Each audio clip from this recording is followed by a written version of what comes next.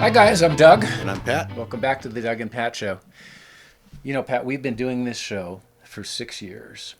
No. Yeah.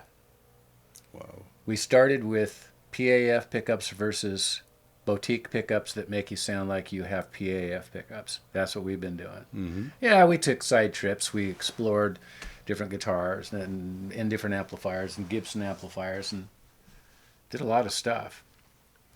But the main thing that we do is we have been comparing pickups to PAF. So I guess the big question right now would be, has it actually been for naught?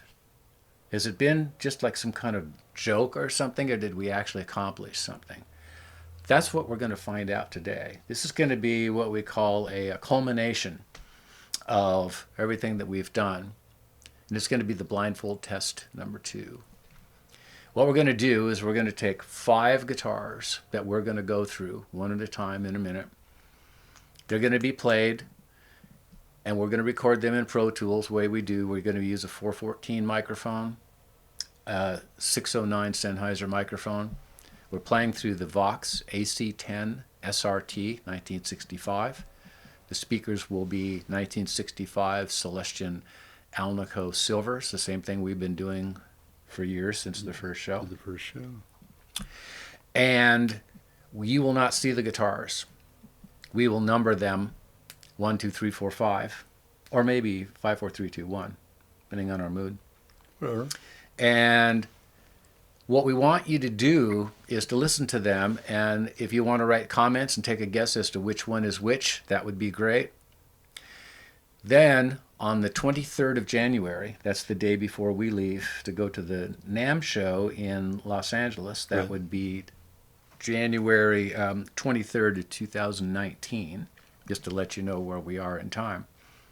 We're going to do the second show, which says which guitar is which, and see how you do. So the question is, have we achieved finding a pickup or a combination of pickup and wiring harness in an older but not old guitar, or a new guitar but not a collectible guitar, that sounds as good as the old high-priced classic guitars? Meaning, have we found Oscar? Cheers, Have we yeah. chased Oscar, and have we caught Oscar? Oscar will be one of the guitars. And then I think more importantly that people are going to want to know, do you really smoke that pipe? No. That's a lie. You do smoke that pipe. Oh, this pipe. Yeah, I do. I do.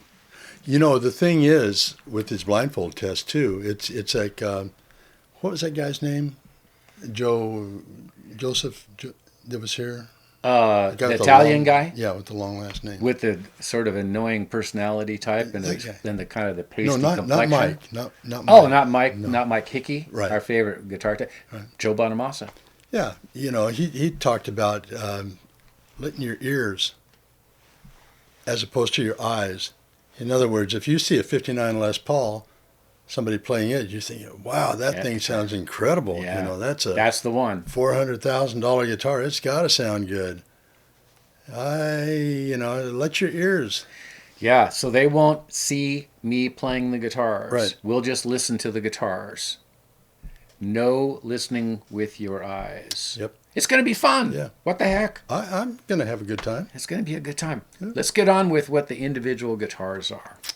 Okay. First one up is going to be the guitar that we've been chasing for 6 years. And that's this one. What do you know about this guitar, Pat? It's a Gibson. And Thank it you does very have- much. Thanks for watching our show. It's got them their PAFs. in it. Yeah, it's right there. Um, Is this Oscar the Beast? This is Oscar. Yes, sir. 1958 Les Paul Standard. Wow, think about how many months later did they change this to the sunburst finish? 4 or 5, Yeah. maybe Yeah, that. probably. Yeah. I don't know how many of these for sure that they made, but at least half the amount of the sunburst anyway. Probably. And an interesting thing about these also, these gold tops with humbuckings, is that a lot of them were made with a mahogany cap and not a maple cap, Right. to differentiate that. And this one has the cream parts on it like a burst instead of the black. Yep. So this one has a maple cap. Yes. This is basically, with the exception of the finish, is a sunburst finish Les Paul. It also happens to sound really, really good. It does. It does. It's, people talk about the necks being too fat on a 58. This one is not as fat as some. It's not as fat as an R8 that you have. No, that's right. That's right. The frets are small on it, which And original. some people find it hard to play. He do. I do. I don't. He don't. I don't play it well. I do. Yeah, when you get it out of the climate-controlled glass case That's right. in your mansion. It's pretty good shape. I've had the guitar for, I don't know, 40 years? Yeah. 45 years? How much did you pay for it, if you don't mind me asking? I do mind. Okay. Yeah, you don't want to know. This guitar, with the exception of the jack plate down here, which is made out of metal, it's all original. And this guitar is in superb condition, so all of the solder connections are in place. Everything on the guitar is original. The covers have never been off of this guitar, never will be off of this guitar. So that's Oscar. That's going to be one of the guitars that are going to be in there. Yep. Next up, this is one of the 3 guitars that we had in the original show, which is a 1994 Heritage H150. The reason that this guitar was in the show was because that it's not a Gibson. It's probably the best Les Paul copy, probably. It's made in the Kalamazoo factory by a lot of the Gibson guys from the old days. The Heritage Company started in 1985. This guitar has a kind of a slim neck on this part of it, and then it gets actually kind of large up through here. So it's sort of a unique thing. The inlays are mother of pearl. They're not plastic. This guitar has been radically changed. You've seen it in a number of shows. All the hardware has been replaced to Gibson hardware, with the exception of the bridge, which is a Faber bridge that goes into the body, not unlike a Nashville Tunematic. Right. The pickups on this guitar are the German-made Amber Spirit of 59s. Even the control harness is different. So the control harness in this, the pots are from VIP, and VIP, Sebastian had Borns make pots as close to the original Central Lab spec as he could get. And he sent us a quartet of them, and 2 of them are in this guitar on the volume control. There's a real Bumblebee cap on the bridge tone control, and there's a silver one on the neck. I never use a tone control for the neck. I like it as bright as I can. But next up, Good looking rig. nice. It's, the color's changed over the years from what I remember. It's gotten yellower in the center. The red, to me, looks like it's kind of remained the same. It's very 1960 Les Paul. Yeah. A lot of red and yellow in the center of it. These pickups look great. Nice. See what it sounds like. Nice rig. What you got there? This is a R9, Gibson R9, made in 1995, which is what the Goodwood era, supposedly. That's what I read. I read in Reverb. You can go and see the different ones that are made, and they call them the Goodwood era, and you can see why this one is in that era. The top is the top is amazing. Yeah, it's a nice guitar. It's got a little bit larger neck. Of course, a rosewood fingerboard. It's the cut on the top is pretty good. Yeah. It's got a So good difficult to get right. We pulled the pickups in these just to look at them. It has the patent applied for sticker on the bottom. I'm not sure what they are, what they were using in 95. I think it's true that the classic 57s have that on them. Yes. And so do the Burstbuckers. I think all the Gibson pickups anymore. Yeah. So these are the original pickups in this guitar. Yes. Original wiring harness. Yep. Has the little orange, cap thing that's in there. Yeah. ABR1 bridge. These guitars are as what I read is that they are distinguishing these made in this era as being exceptional. And this one certainly looks like it is. Like as you mentioned, the neck is pretty large on this guitar. Yeah. This is going to be the our Gibson stock entry because we think it's important to have a nice representation of a reissue 59 that's totally stock. And this one seems to be a really good example of that. This is a 1985 Tokai Love Rock. And as we've said before, yes, we do. Yes, we do. These guitars are actually kind of going up in price a little bit, aren't they? They are. You know, they're just built like a regular old Les Paul. They are. You know, mahogany and maple. The headstock's been altered with a little teeny little Lawsuit groove Yeah. thing in there. We have popped these pickups out, and they don't say anything on the back. I think there was some talk about the pickups may have been made by DiMarzio. Yeah.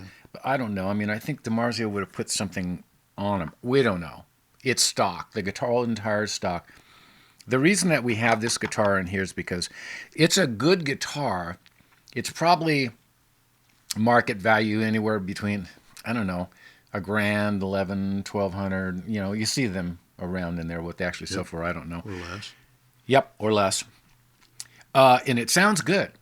So can you tell the difference between a Tokai Love Rock and the 1958 Les Paul known as Oscar? Here's an odd thing.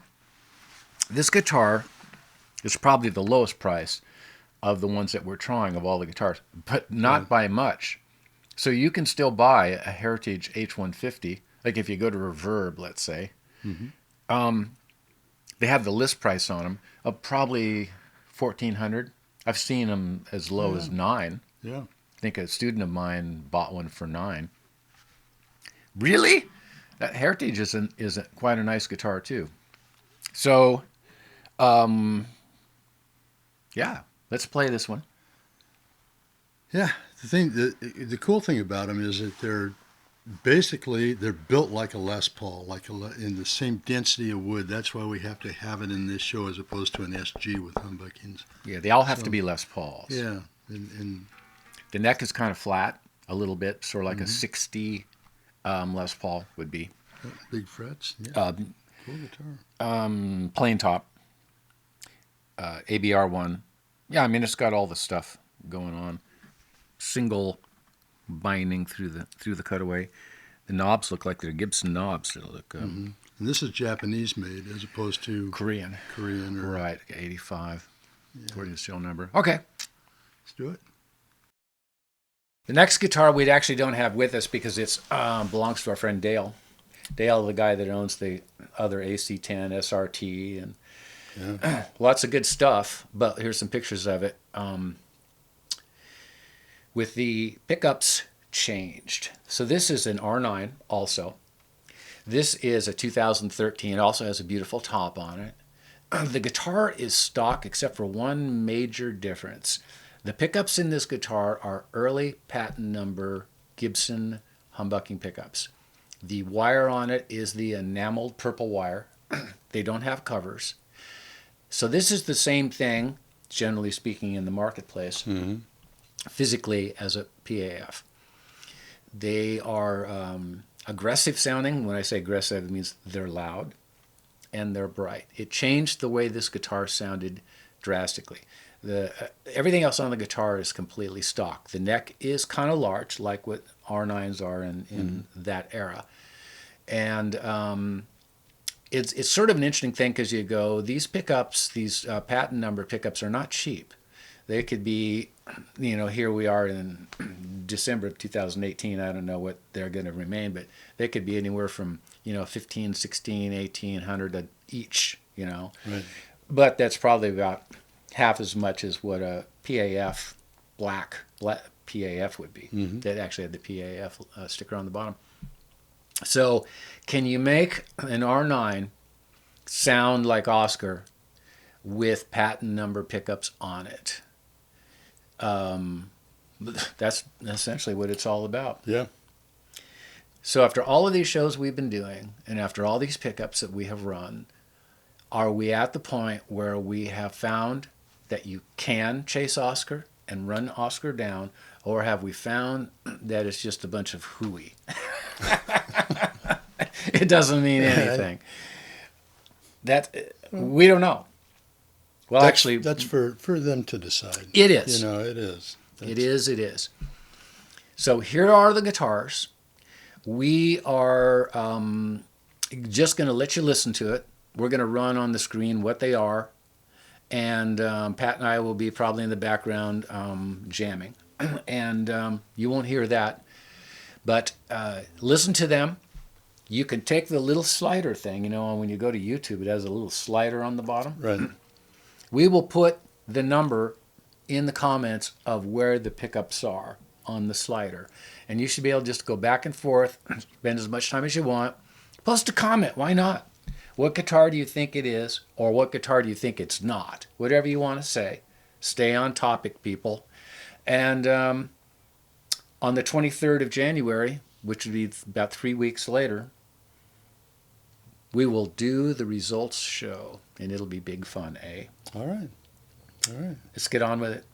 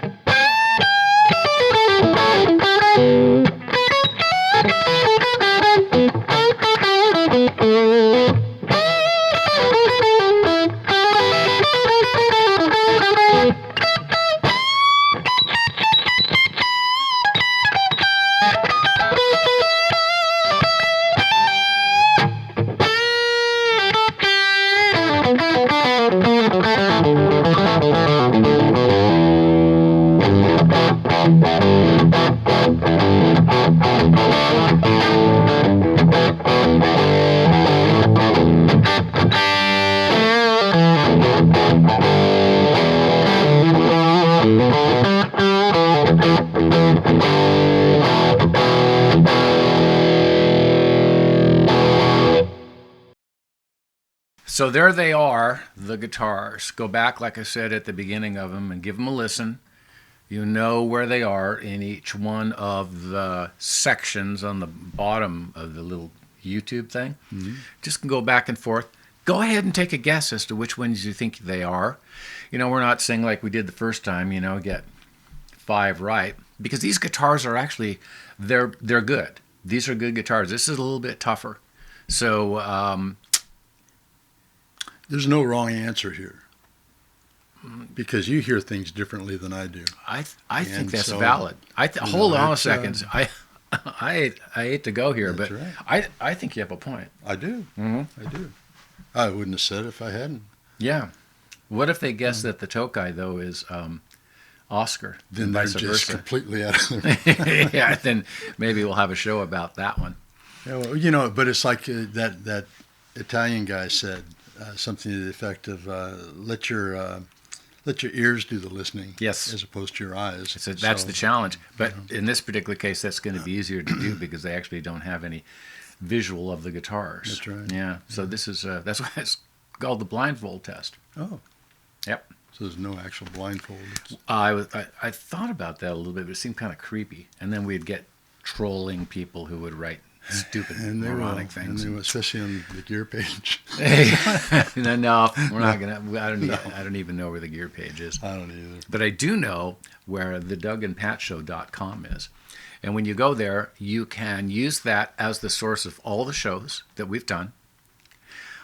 We have a store where you can go and you can buy merchandise there that is the coolest merchandise available ever, even better than Bonamassa. That's what we're talking about.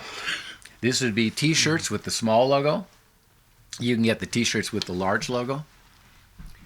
Long sleeve shirts with small logo. And, of course, the Doug and Pat Show hat. All available. We will exchange that merchandise shipped to you for your money as part of the Make Doug and Pat Rich project. Sounds like a deal. Which I think we just need to... Actually, it's been going pretty well. We've had a lot of merchandise going out all over the world, so I think we might even see some well-dressed people at the NAMM show when we go down there. We've got, is it Valentine's Day coming up? We got Easter. What better gift could you possibly get for someone? Or any day, really. That's right. Any day, really, yeah. So, thanks, guys. We're excited about this. Yep. Pretty cool project. Pretty cool project. See you at the NAMM show if you're there. I'm Doug. And I'm Pat. See you next time. Bye.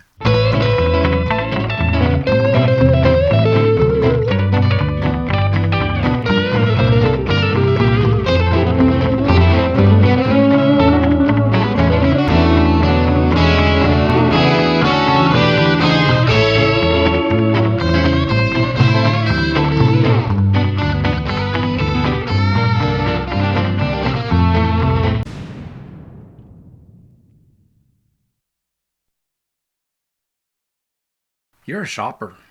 You do shopping stuff, and people are starting to catch on to that. And I thought maybe you'd like to tell them a little bit about what you do and what you buy. We've talked a little bit about the sport coats, Pat. I'm going to let that part go. Okay. So do you have a day that you head out, or a day or two that you head out every week and do some shopping? Just, any weekday that ends with the word day. Oh, so you're flexible on that? See? Mm-hmm. Okay. Yeah. Do you have a route? I do around Portland that I hit secondhand stores, thrift stores, and pawn shops. Do you go to the same ones pretty much all the time? Pretty much. That way I can keep on top of what they have and don't have. Do they know you there when you walk in? Most of them know me now by, hey you, or or hey buddy, leave that alone, or hey that's right, get that out of your pocket. Can you pay for that? That's right. Can we check what's in your backpack? Yeah. Yeah. What do you buy when you go out? Anything and everything. Vintage stuff mainly, but I've got a few sport coats and some if there's a pair of cowboy boots that are cool, I'll pick them up if the the price is right. Well, let's talk about the price. And so Okay. let's say you go into, let's say it's like a Goodwill or something. Okay. So Goodwill is a large corporation, Yep. and they're a for-profit thing. Right. But sometimes they do. Do they have like special days or special discounts? They have half price days. They have senior discounts, which you know you would qualify for. Yep. Yeah, they don't have any. Some of the thrift stores, not necessarily Goodwill, but some of them will have a thing where somebody will come over the microphone and say, "In the shoe section right now, things are half price." Whoa! It's everyone runs So over everybody there. runs over there and elbowing each yeah, other. it's just like that old Christmas at Macy's type of thing. You know? And so because you're on a regular cycle, you probably can keep up with the inventory. Yeah. Excellent. Hey, I see you're wearing quite a robust pair of shoes right this minute. Man, these shoes. Well, see, when I take a trip and go somewhere, to L.A. or to back east or whatever, I don't like to fly I know. because you miss so much of the country. So I drive. Yeah, especially you miss a lot of the country when the plane goes down to the side of a mountain. That's exactly right. Is that kind of really what Man, we're talking about? Well, that's. I don't even know how they get up in the air. I don't know once they get up how they stay up there. I don't even know how they come down. Well, see, that's the rub here. Yeah, they can come down. Kill one the of- engines and and I hate to use the word kill on anything, but That's right. Okay, so but in your ramblings around, people need to see these shoes. Shall I? Excuse me a second, everybody. Hang on a second. Are we ready?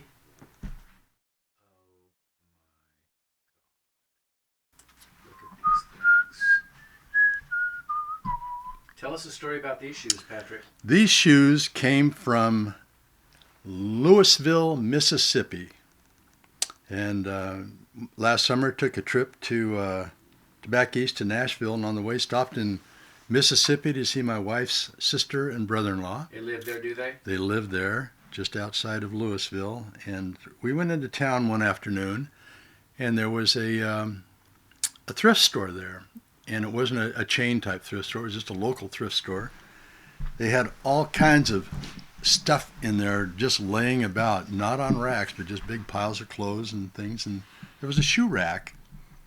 And it's one of those deals, you know how you walk into something, a store, and something catches your eye, and it just draws you into it. Like a original Flying V. Yeah.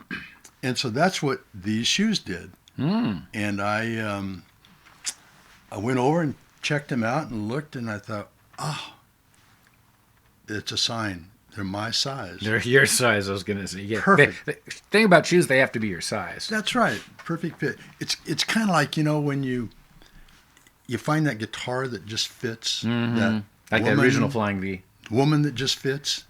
That pipe that just fits. Yeah. Well, these shoes just It's fit. fit.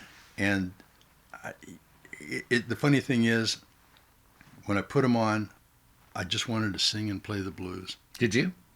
I did. Took them up to the counter, and my sister-in-law, Sandy Malone, said, "You've got to buy those shoes.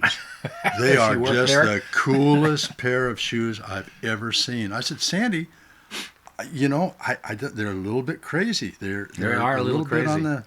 the." She says they're no. definitely they're white, and so you got a little bit of that Pat Boone thing going on there. That's right. But then they're painted blue on the edge, and that's saying that there ain't no Pat Boone involved here. That's right. And there also appear to be what is supposed to be alligator skin. Yep. Well, So I took her advice and I bought these shoes, and I've had all kinds of really positive comments about them. your self-image is high. That's right. And, you know, it's just one of those deals that just couldn't pass them up. Nope. Thanks for sharing that, Pat. That was really beautiful. Well, I got some cowboy boots. I'll bring next time. Next and time show we'll you. do Pat's shopping tips number 2. Don't leave any stone unturned. I know you are, but what am I?